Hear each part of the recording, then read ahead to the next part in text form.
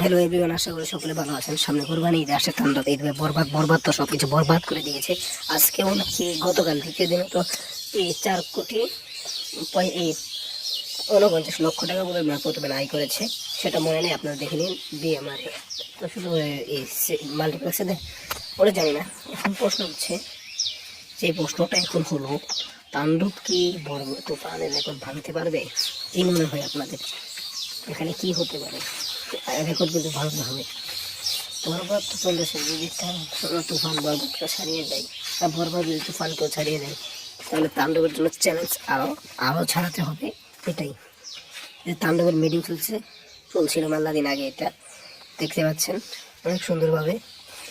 তো যাই হোক, আমরা কামনা করি যে তুফানের থেকে 1000 গুণ 100 গুণ ভালো হবে তাণ্ডব।